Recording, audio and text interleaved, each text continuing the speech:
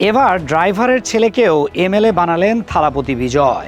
এ যেন তামিলনাড়ুর রাজনীতিতে একেবারে অপ্রত্যাশিত মোড় এনে দিলেন দক্ষিণ ভারতের এই সুপারস্টার।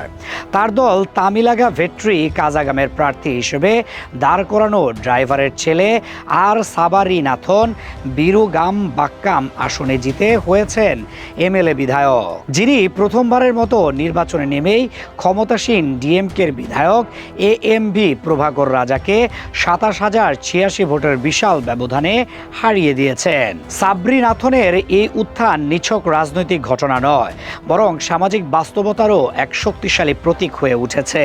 তার বাবা রাজেন্দ্রন দীর্ঘদিন ধরে বিজয়ের ঘনিষ্ঠ সহযোগী ও গাড়ি চালক হিসেবে কাজ করেছেন।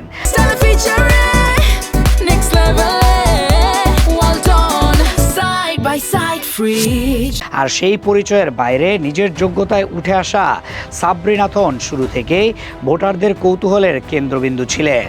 নির্বাচনী প্রচারণার সময় বিজয়ের পাশে দাঁড়িয়ে তার আবেগঘন কান্নার ভিডিও সামাজিক যোগাযোগ মাধ্যমে ভাইরাল হওয়ার পর থেকেই তিনি হয়ে ওঠেন সাধারণ মানুষের লড়াইয়ের প্রতীক। ২৩৪ সদস্যের তামিলনাড়ু বিধানসভায় টিভিকে ইতিমধ্যে ১০০টিরও বেশি আসনে জয় পেয়েছে, যা প্রথমবার নির্বাচনে অংশ নেওয়া একটি দলের জন্য অবিশ্বাস্য অর্জন। যদিও সরকার গঠনের জন্য প্রয়োজন ১১৮ আসন, তবুও এই ফলাফলকে রাজনৈতিক বিশ্লেষকরা সরাসরি ব্লকবাস্টার সাফল্য হিসেবে বর্ণনা করছেন। দীর্ঘদিন ধরে ডিএমকে ও এআইএডিএমকে এর মধ্যে সীমাবদ্ধ থাকা দ্বিমুখী রাজনীতিতে বিজয়ের এই প্রবেশ এক বড় ধাক্কা হিসেবে দেখা হচ্ছে। এই নির্বাচনে আরও বড় চমক এসেছে শীর্ষ পর্যায়ে। ডিএমকের একাধিক হেভিওয়েট নেতা পরাজিত হয়েছেন। এতে বোঝা যাচ্ছে শুধু জনপ্রিয়তার ঢেউ নয়, বরং তামিলনাড়ুর ভোটারদের মধ্যে পরিবর্তনের একটি স্পষ্ট আকাঙ্ক্ষা কাজ করেছে।